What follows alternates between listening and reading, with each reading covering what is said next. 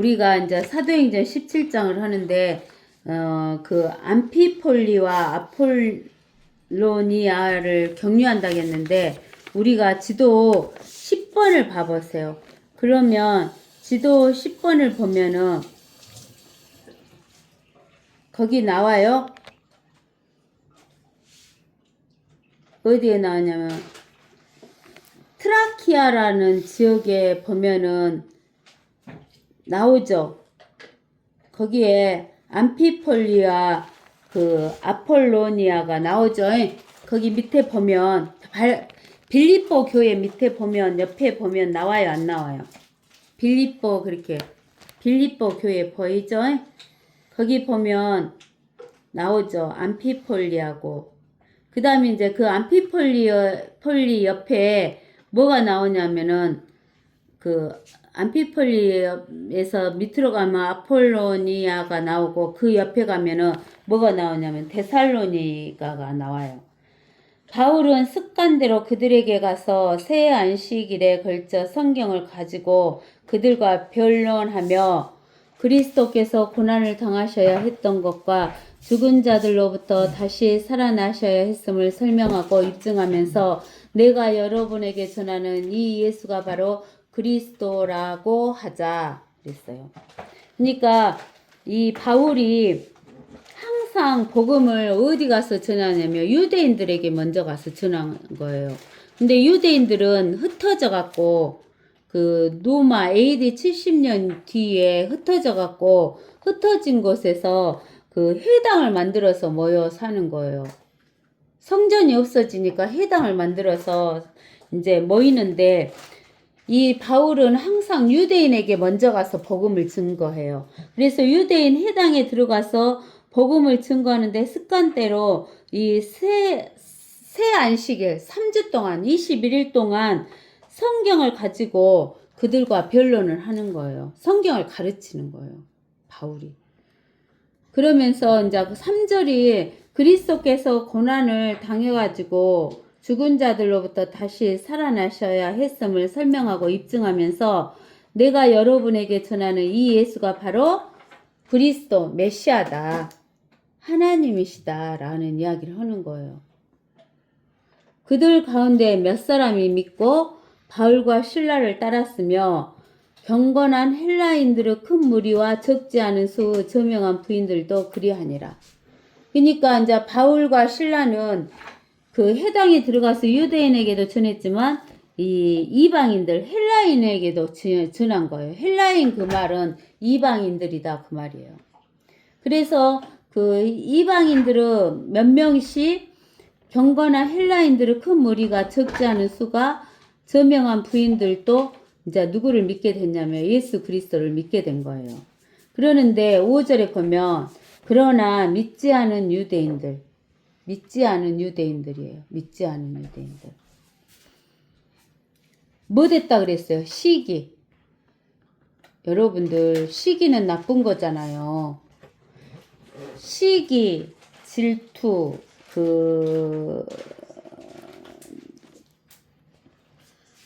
시기는 이렇게 나이도 다르고 성별도 다르고 그런 사람에게 그 부러움으로 인해서 하는 것은 시기고 질투는 나이가 비슷하면서 가까운 사람에게 하는 것이 질투라고 그렇게 나와 있더라고요. 근데는 나는 시기와 질투를 아직도 구분을 잘 못하겠어요. 근데 그냥 우리는 시기하고 질투를 비슷하게 보죠. 근데는 이 믿지 않는 유대인들이 시기를 하는 거예요. 시기를 한다 그 말은 자기가 가지고 있는 것보다 상대방이 가지고 있는 거, 자기의 지혜라 할지 상대방의 지혜, 이런 모든 것이 상대방이 자기보다 낫다는 거야, 못하다는 거야. 시기를 한다는 거는 뭔가 부럽고 더 나으니까 시기를 하는 거잖아요. 그러면 시기를 하지 않고 자기가 믿으면 되잖아. 근데는 안 믿고 시기하는 거야. 그러면 그 시기가 점점 깊어지면 커지면 죽여요. 사람을 죽여. 그래서 시기하여 시장터에서 불량배들을 데리고 와서 무리를 모아 온 성읍을 소란케 만들고 야손의 집에 쳐들어가서 사도들을 백성에게로 끌어내려고 하더라. 그러나 그들을 찾아내지 못하니 야손과 다른 형제 몇 사람을 성읍의 행정관들 앞으로 끌고 가서 외치기를 세상을 소란케 한 자들이 여기에도 왔도다 라고 이야기하는 거예요. 예수 그리스도 복음을 전하는 자들은 세상을 소란케 하는 자들이에요. 야손이 그 사람들을 맞아들였는데 이들은 모두 카이사라의 법령을 거역하여 행하고 예수라는 다른 왕이 있다고 말하더이다 라고 하니라. 이 시대 때는 로마 시대이기 때문에 로마의 왕 카이사라의 법령을 가지고 있는데 카이사라를 왕으로 섬기지 않고 누구를 왕으로 섬긴다고? 예수라는 다른 왕이 있다라고 이야기를 해가지고 이제 소란을 떠는 거예요. 그때 백성과 성읍의 행정관들이 이런 말을 듣고 난처하게 되어 야손과 그 나머지 사람들로부터 보석금을 받고 나서 그들을 놓아주더라. 그러니까 그 야손이 그 사도 바울과 이렇게 이제 그 신라를 맞이 드리고 또 예수를 영접한 사람들을 맞이 드린 거예요. 그런데 그 야손과 다른 형제들을 몇 사람을 붙들어 가지고 이제 가둬놨다가 돈을 받고 풀어주는 거예요. 그러자 형제들이 즉시 바울과 신라를 밤에 베레아로 보내니 그들이 거기에 도착하여 유대인의 회당 안으로 들어가니라. 그러면 이제 우리가 또 보면은 빌립보에서 데살로니가 보고 데살로니가 옆으로 가면 베레아가 있어요. 그 베레아에 가서도 유대인의 회당에 들어가서 바울과 신라가 복음을 증거하는 거예요. 근데 베레아 사람들은 데살로니가 사람들보다 더 거상하여서 전심으로 말씀을 받아들이고 그 말들이 그러한가 하여 매일 성경을 상고하므로 이때 당시는 신약이 쓰여지지 않았기 때문에 구약 성경만 있을 때였어요. 그리고 유대인의 회당의 안에 들어가서 베레아 사람들에게 말하니까 그 베레아 사람들은 구약 성경을 펴보는 거예요. 펴봐. 그래갖고 바울이 말하는 거 하고 맞는가 이것을 대조해보는 거예요. 대조해보는 거. 근데는 우리가 구약 성경에서 예수 그리스도를 보지 못하며 우리가 예수님을 못 믿어요. 우리가 구약 성경에서 그 이삭을 바치는 대목이 나오죠. 이삭. 우리가 창세기 22장을 가보세요. 창세기 22장을 가보면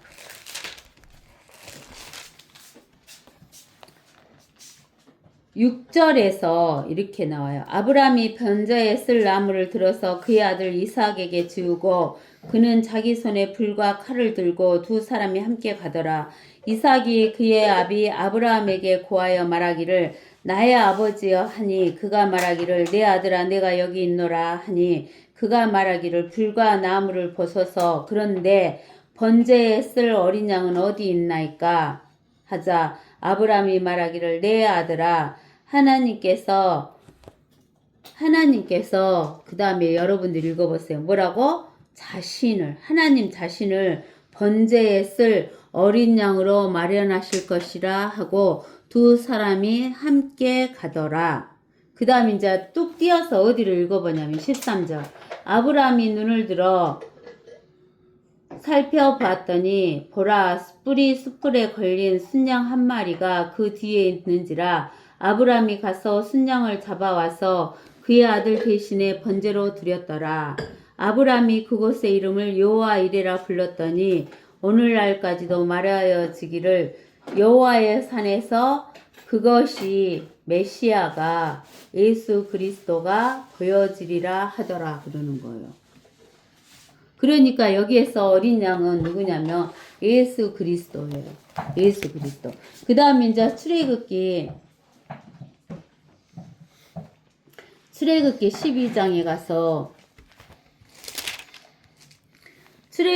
12장에 가서 이제 그 어디를 보냐면은 1절부터 11절까지 봅시다. 주께서 이집트 땅에서 모세 아론에게 일러 말씀하시기를 이달이 너희에게는 달들의 시작이 될 것이요 그것이 너희에게는 해의 첫째 달이 되리라. 너희는 이스라엘 온 회중에게 고하여 말하기를 이달의 10일째 되는 날 그들 각자는 그들 아비의 집에 따라 어린 양 한 마리를 취할지니 한 집에 어린 양 한 마리라. 만일 식구가 양에 비하여 너무 적으면 자기와 자기 집의 이웃이 그 인수에 따라 취하되 각자는 자기의 먹을 것에 따라 너희 어린 양을 셀지니라. 너희 어린 양은 흠없는 1년 된 수컷이어야 하며 너희는 그것을 양들이나 염소들에서 골라내어서 같은 달 14일까지 간수하였다가 이스라엘 회중의 전체 모임에서 저녁 때에 그것을 잡을지니라. 그리하여 그들은 그 피를 취하여 자기들이 그것을 먹을 그 집들의 양쪽 문기둥과 문 윗기둥에다 뿌릴지니라. 또 그들은 그날 밤에 그 고기를 먹을지니 불에 구워서 누룩 없는 빵과 쓴 나물을 함께 먹을지니라.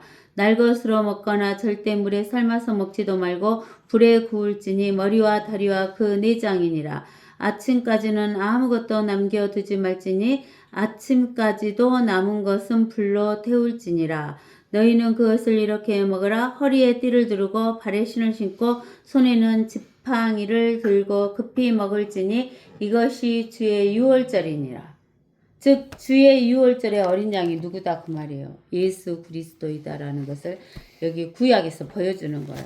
그래서 우리는 구약에서 예수 그리스도를 보지 못하면 우리가 믿을 수가 없어요. 그래서 이 베레아 사람들은 데살로니가 사람들보다 더 거상해서 성경을 찾아보는 거예요. 아무리 바울이 하는 말일지라도 성경에 있는가 없는가 하는 것을 찾아보는 거예요. 그래서 우리도 어떤 유명한 목사가 말하니까 옳다라고 하면 안 돼요. 반드시 성경에 있는가 없는가 성경 말씀을 찾아봐야 돼요. 성경 말씀을 찾아보려면 우리가 성경을 알고 있어야 찾아볼 수 있죠. 그들 중에서 많은 사람이 믿었는데 헬라 상류사의 부인들과 남자들도 적지 않았다는 거예요. 이방인들도 적지 않았다는 거예요. 한편 데살로니가에 있는 유대인들은 바울이 하나님의 말씀을 베레아에서도 전하는 것을 알고 그곳까지 와서 무리를 선동하니라.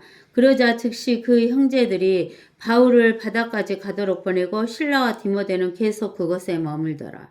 실라와 디모데는 머물렀지만 바울을 이제 그 시간이니까 바울을 먼저 보내는 거예요.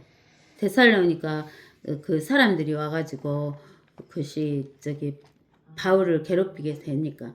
그래서 15절에 바울을 안내하여 아테네까지 데려간 사람들이 실라와 디모데도 가능한 한 속히 바울에게로 오게 해야 된다는 부탁을 받고 떠나니라. 그 바울이 아테네에서 그들을 기다리고 있는 동안 그 성읍이 전부 우상에게 바쳐진 것을 보고 그의 영이 바울의 영이 그 안에서 몹시 괴로워하더라. 그리하여 그가 해당에서는 유대인과 경건한 사람들과 시장터에서는 날마다 그가 만나는 사람들과 토론하니라. 에피크로스 학파와 스토아 학파와 어떤 철학자들이 그를 만나니 몇몇 사람들은 말하기를 이 말쟁이가 무슨 말을 하고자 하는가 하기도 하고 또 다른 몇몇 사람들은 그가 이방 신들을 전하는 자 같다라고도 하니 이는 그가 예수와 부활을 그들에게 전파하였기 때문이라. 그들이 그를 붙들어 아레오파고로 데리고 가서 말하기를 내가 말하는 이 새로운 교리가 어떤 것인지 알려주겠느냐. 내가 우리 귀에 어떤 이상한 것들을 들려주므로 이것들이 무슨 뜻인지 알고자 하노라 라고 하더라. 그곳에 있는 모든 아테네인들과 타국인들은 그들의 여가를 어떤 새로운 것을 말하거나 듣는 데 외에는 아무 것에도 쓰지 아니하더라.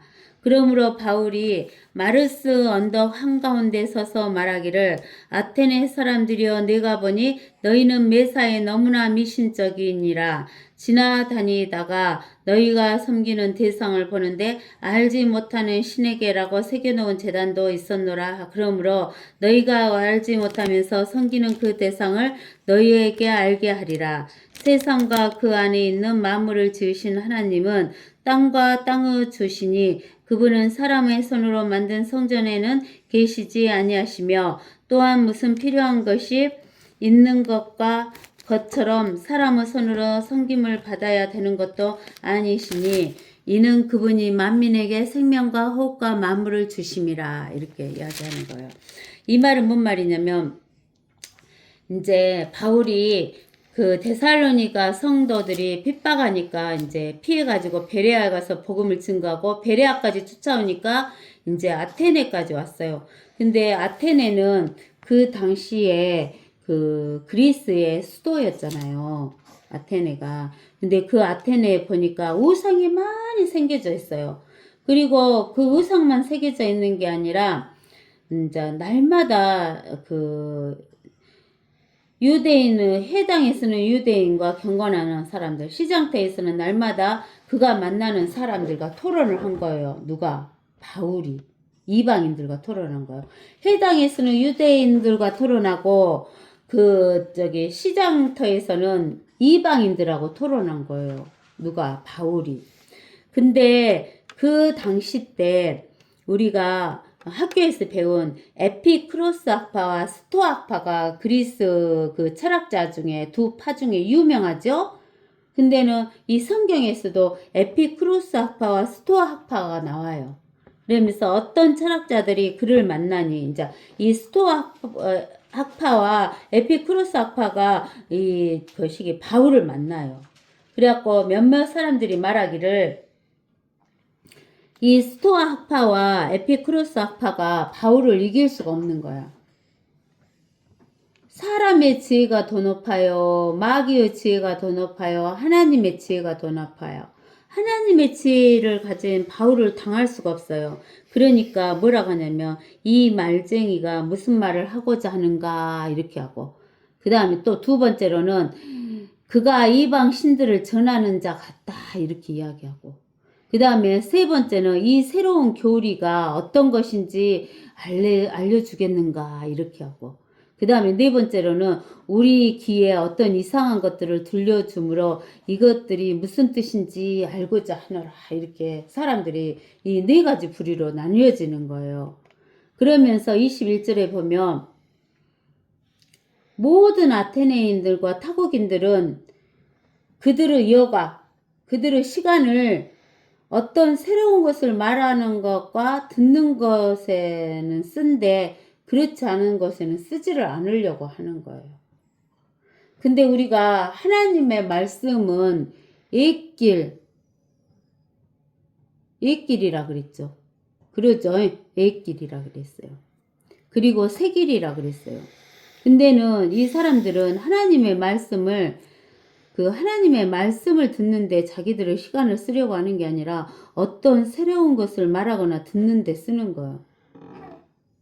거기에 쓰려고 하는 거예요. 근데 여기에 보면 19절에 아레오파고 그 다음에 22절에 마르스 언덕 이게 나와요. 근데는 여기에서 보면 그리스 노마 신화 여러분들이 들어봤죠. 그리스 노마 신화 이야기가 많은데 그리스 노마 신화의 이야기가 아니에요. 이것은 이방 신에 대한 이야기인데 이 이방 신의 제일 우두머리가 그리스 신으로서는 이름이 제우스고 로마 신으로서는 주피터라 그래요. 그러는데 이 아레오파고는 그리스에서는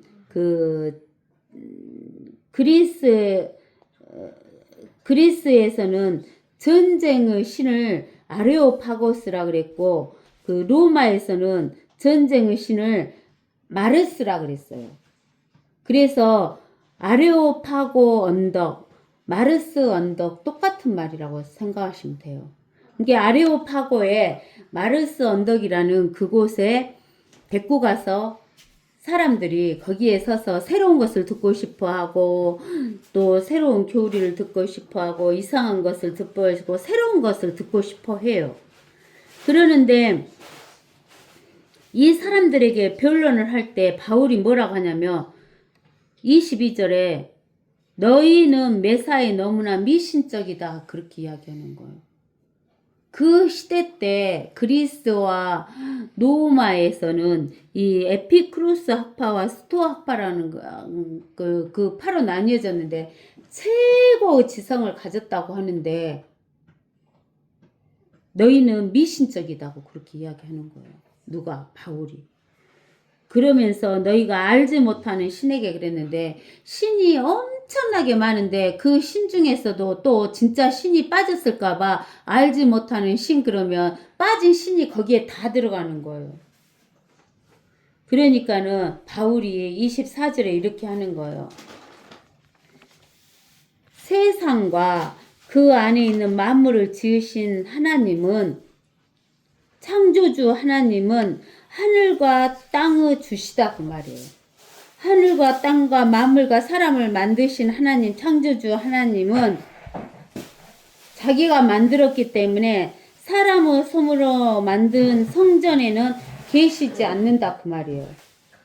그러면은 로마와 그리스 그 당시 때 로마와 그리스는 신전이 많았어. 주피터 신전, 뭐 제우스 신전 이렇게 신전, 사람이 만든 신전이 있었어.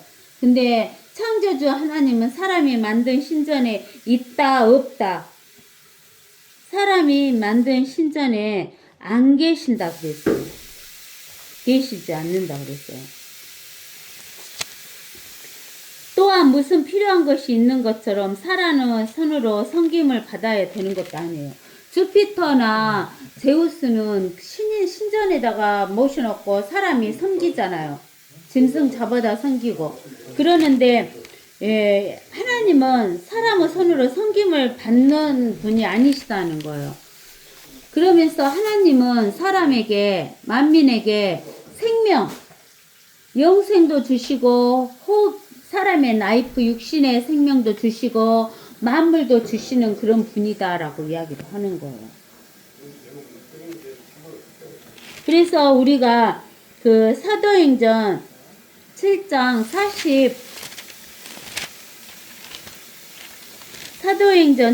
48절에서 49절을 한번 봐봐요. 사도행전 7장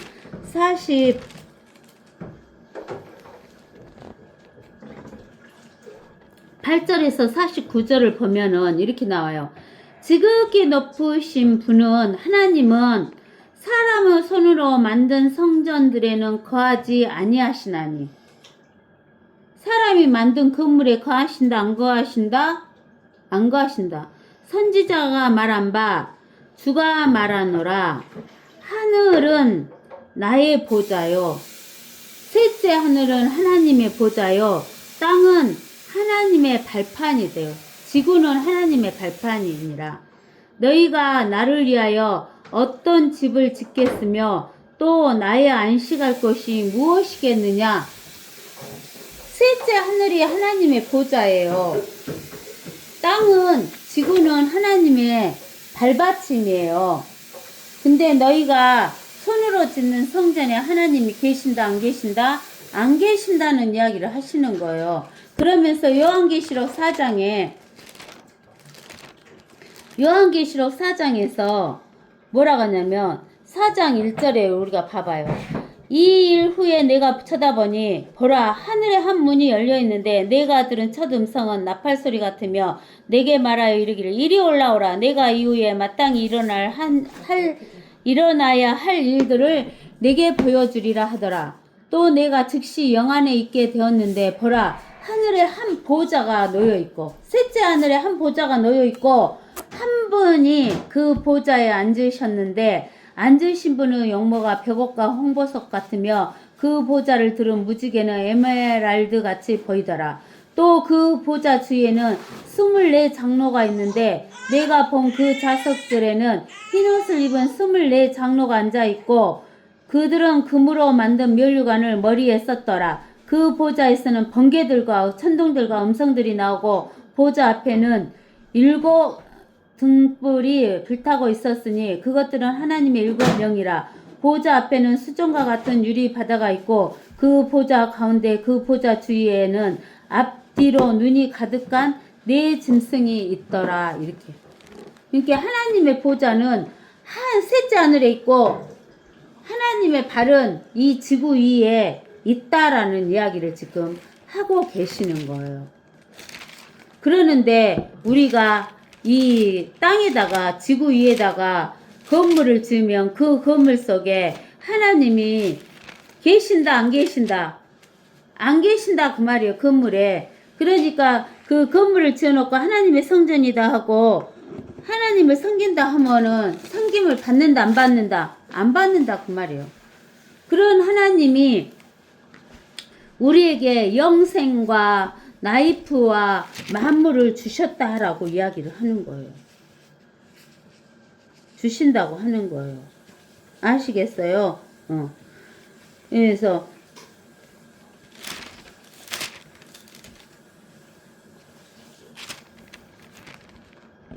우리가 사도행전 14장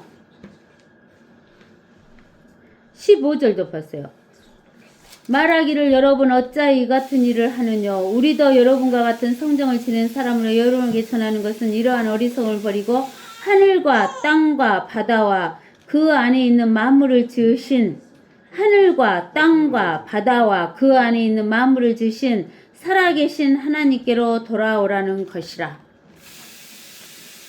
하늘과 땅과 만물을 지으신 살아계신 하나님께로 돌아오라는 것이니라 이야기하는 거예요. 그 다음에 이제 사도행전 17장 26절에 또 하나님께서는 인류 모든 족속을 한 피로 만드시어 온 지면에 살게 하시고 미리 계획하신 시기와 그들이 거주하는 경계를 정하셨으니 이는 주를 찾게 하려 함이라. 이게 하나님께서 한국인들은 한국에서 살게 하시고 또 저기 배행덕 집사는 한국에서 태어나서 한국에 살되 90 몇 살까지 살아라 하고 그 시기와 경계를 정해 주셨다는 거예요. 이는 왜 그 시기와 경계를 주셨냐면 이는 주를 찾게 하려 함이니라. 성자 예수를 찾게 하려 함이니라. 사람들이 하나님을 감지하려 하면 사람들이 하나님을 찾으려 하면 만나려 하면 만나리니 그분은 우리 각 사람에게 멀리 떨어져 계시지 아니하도다. 우리는 그분 안에서 살고 움직이며 존재하느니라. 우리가 하나님의 보호자는 하늘에 있고 하나님의 발은 지구 위에가 있으면 우리가 하나님 안에서 살고 하나님 안에서 움직이고 존재한다는 거예요. 너희 시인 중에 어떤 이들도 말한 바와 같이 우리도 그분의 자손이라 하였으니 우리가 하나님의 자손이라며 사람의 기술과 고안으로 주저한 금이나 은이나 돌이나 하나님의 신격과 같다라고 생각지는 말아야 할 것이니라. 금은 동철로 만든 것이 하나님의 존재하시는 하나님과 똑같다고 생각하면 안 된다 그 말이에요. 근데 하나님은 이렇게 셋째 하늘에 보좌를 틀고 이 지구 위에 발을 놓고 계시지만 또 하나님은 그런 하나님이 우리가 하나님 안에서 살고 움직이고 존재하지만 또 우리가 어디를 보냐면 고린도전서 6장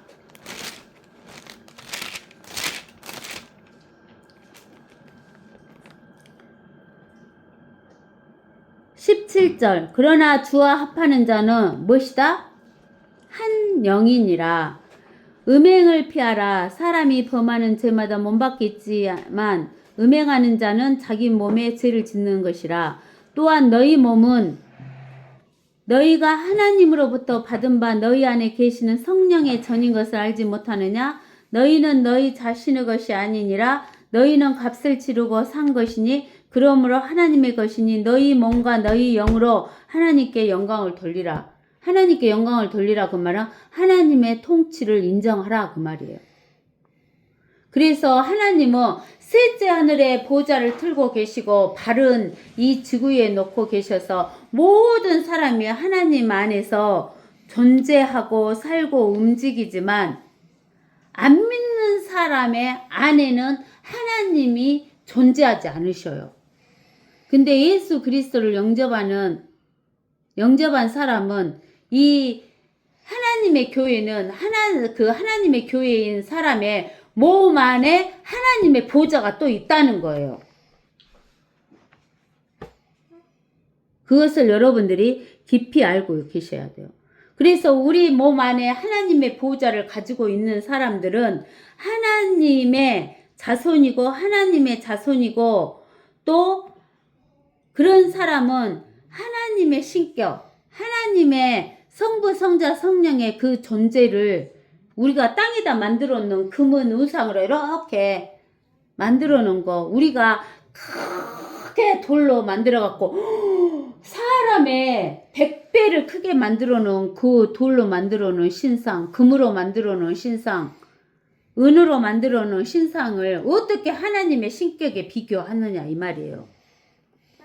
그래서 이 무지한 때는 하나님의 그 신격에 대해서 하나님의 말씀에 대해서 알지 못한 때에는 하나님께서 눈 감아 주셨어. 너가 나를 알지 못하니까 이렇게 눈을 감아 주셨으나 이제는 어디에 살고 있는 어떤 사람이나 한국에 살든 호주에 살든 이스라엘에 살든 미국에 살든 어디에 살고 있는 어떤 사람이든 흑인이든 백인이든 황인종이든 아시아인이든 유럽인종이든 아프리카인이든 뭐라겠어요. 회개하라고 명령하고 계신대요. 뭐다라고? 회개하고. 이는 하나님께서 선정하신 그 사람을 통하여 선정하신 그 사람이 누구예요? 하나님께서 선정하신 그 사람. 예수 그리스도를 통하여 의로 세상을 심판하실 한 날을 정해 놓으셨어요. 의가 온 다음에 평강이 와요. 그날이 뭐냐면 예수님이 재림하시는 날. 의로 세상을 심판하실 한 날을 정해 놓으시고 그를 죽은 자들로부터 예수 그리스도를 죽은 자들로부터 살리시어 부활시키셔서 모든 사람에게 확증해 주셨음이라고 하니라. 그 사람들이 죽은 자의 부활들을 들을 때 죽은 자의 부활을 들을 때 이제 사람들이 세 가지 사람인가? 세 가지 사람으로 나뉘어져요. 첫째는 어떤 사람은 비웃어요. 부활했다 함께 비웃어. 부활이 어디가 있냐고. 확증해 줬잖아요. 무엇으로?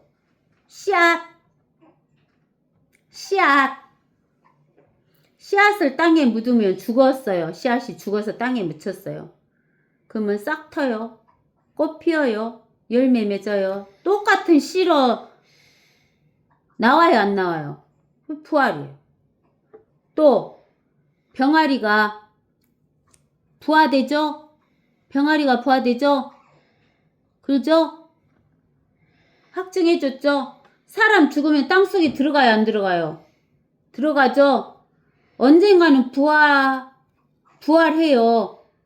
근데 부활을 안 한 사람은 달걀보다도 못한 사람이에요. 병아리 새끼보다 못한 사람. 또 그 곤충 봐요, 곤충. 나비벌레 먹고 무덤 속에 들어가죠. 꼰대기 되죠. 꼰대기 되잖아. 번데기 속에서 부활해요, 안 해요? 나비로. 아름답게 부활하죠. 벌레가 아니라 나비로 부활하죠. 그 다음에 두 번째 사람 어떤 사람이냐면 다시 듣겠다 이렇게 말하는 사람이 있어요. 비웃는 사람, 다시 듣겠다 하는 사람은 믿는 사람이에요, 안 믿는 사람이에요? 안 믿는 사람. 그 다음에 그러므로 바울이 그들 가운데서 떠나더라. 안 믿는 사람에게는 떠났어요. 그러나 몇몇 사람은 믿고 이렇게 세 가지로 믿는 사람 이렇게 한 거. 믿고 그에게 가담하였는데 그 중에는 아레오파고 사람, 디오누시오도 있었고 또 다말이라고 하는 여인과 그들과 함께한 다른 사람들도 있더라. 이게 세 가지 부류로 나뉘는 거예요. 비웃는 사람, 다시 듣겠다고 하는 사람, 또 믿는 사람 이렇게 세 가지로 부류를 해요. 그러면 우리가 하나님의 자손이 된 사람들은 우리가 로마서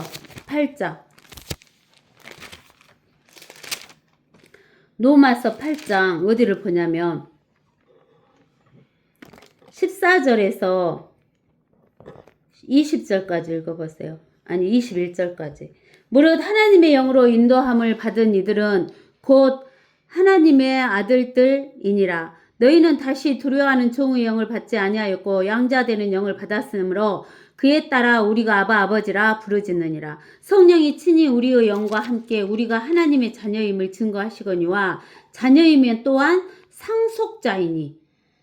상속자들 우리가 하나님의 상속자들이요 그리스도와 함께하는 공동 상속자들이니 우리가 그와 함께 예수 그리스도와 함께 고난을 받은 것은 함께 영광도 받게 하려 함이니라. 이는 현재의 고난들이 우리에게 나타나게 될 영광에 감히 비교되지 못한다고 내가 여기기 때문이라. 영광이란 건 통치권이라겠죠? 피조물이 간절한 기대를 가지고 하나님의 아들들이 나타날 것을 기다리고 있으니 피조물이 허무한데 굴복하는 것은 자의가 아니요 오직 소망 가운데 그것들을 굴복게 하시는 그분 때문이며 피조물 자체도 그 썩어짐의 속박으로부터 해방되어 하나님의 자녀의 영광스러운 자유에 이를 것이기 때문이니라. 그러니까 우리는 통치권을 갖게 되는 거예요. 근데는 이렇게 하나님의 자녀이면서 통치권을 갖는 우리들일지라도